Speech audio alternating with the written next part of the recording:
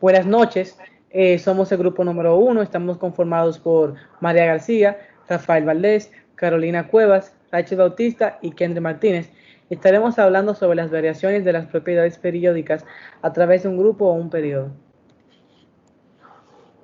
Buenas, yo soy María Alexandra y yo les voy a hablar sobre la variación del radio atómico. El radio atómico es, como sabemos, la distancia que existe entre el núcleo y la capa de valencia. Y por eso se dice que el radio atómico es posible determinar el tamaño de un átomo. En la tabla periódica, el radio atómico varía de la siguiente forma. En la variación del radio atómico en un periodo y en la variación del radio atómico en un grupo. En un periodo, a medida que nos movemos hacia la derecha, en el mismo periodo, en la fila de la tabla periódica, el número atómico aumenta y por lo tanto también aumenta el número de electrones, que es decir, que el radio atómico disminuye.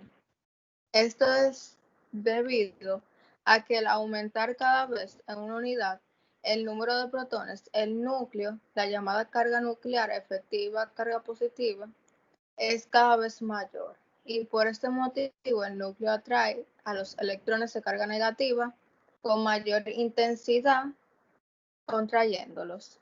En un grupo, cuando bajamos en un grupo, o sea, la columna de la tabla periódica, también aumenta la carga nuclear efectiva por el número de electrones adicionados con respecto al elemento anterior al mismo grupo, aumenta en una capa completa. Por eso decimos, como se ve en la imagen, el radio atómico es mayor cuando bajamos en un grupo. Bien, buenas, mi nombre es Carolina Cuevas y yo les voy a estar hablando acerca de la energía de ionización. La energía de ionización o potencial de ionización es la energía que es suministrada a un átomo neutro gaseoso es fundamental con la finalidad de remover el electrón más débil retenido y colocarlo en un catión monopositivo gaseoso. La reacción puede expresarse de la siguiente forma, como pueden ver en la diapositiva, donde A, que es el átomo en su forma gaseosa, e I, que es la energía de ionización, y la E, que representa un átomo. La energía de ionización se puede medir en diferentes partes, como son en electronvoltios por átomos, en kilocalorías por mol y kilojulios por mol. Tendencias periódicas de la energía de ionización frente al número atómico. Debemos tener en cuenta que dentro de cada uno de los 7 periodos, la energía de ionización, que son esos círculos que vemos de colores en la imagen, de un elemento comienza en un mínimo para la primera columna de la tabla periódica, que son los metales alcalinos, y progresa hasta un máximo para la última columna, que como ya saben son los gases nobles, indicados por líneas verticales y que sirven también como líneas que dividen los 7 periodos. Como podemos ver, la energía de ionización máxima para cada fila va disminuyendo a medida que se avanza de la fila 1 a la fila 7 en una columna dada, debido a la distancia creciente de la capa externa de electrones del núcleo a medida que se añaden las capas internas. Buenas, mi nombre es Rachel Bautista Ventura y le voy a hablar de la variación de la electronegatividad. La electronegatividad está definida por Pauling como el poder de un átomo dentro de una molécula de atraer hacia sí electrones de enlace de otro átomo. Esto está íntimamente relacionado con la energía de ionización y la afinidad electrónica. Los elementos más electronegativos tienden a captar electrones y formar iones negativos. Esto es porque el valor de la energía de ionización y la afinidad electrónica es alta, es decir, es electronegativamente elevada. La electronegatividad se puede medir mediante mediante el valor de la energía de enlace, energía de ionización y se me olvidó esa palabra, la afinidad electrónica. Para medir la electronegatividad también podemos utilizar la escala de Pauling, que va desde el 0,7, que es el franco, hasta el 4,0, que es el flúor. Se podría decir que los metales tienen una electronegatividad inferior a 2,0. Ocasionalmente se dice que son electropositivos, mientras que los no metales tienen una electronegatividad superior a 2,0. Los elementos de la electronegatividad tienden a establecer carácter metálicos.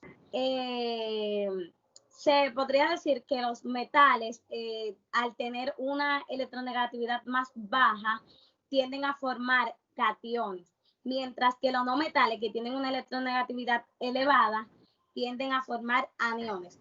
Los gases nobles no presentan ningún tipo de electronegatividad debido a que el enlace no posee electrones compartidos. Yeah. Ok, yo estaré hablándoles sobre la afinidad electrónica. La afinidad electrónica se define como la energía liberada cuando un átomo gaseoso neutro en su estado fundamental, o sea, su estado de menor nivel de energía, captura un electrón y se transforma en un ion mononegativo. En la fórmula que podemos ver en la presentación, podemos encontrar que la X, que representa el átomo gaseoso, se suma con un electrón negativo. Este se ioniza y se convierte en un átomo negativo y se le suma la afinidad electrónica. La afinidad electrónica es una propiedad periódica cuya inversa es la propiedad de ionización. Se puede medir en diferentes formas, pero la más utilizada es la del Sistema Internacional de Medida, que es el kilojoulio por mol, pero también se puede utilizar el electrón voltios por átomo.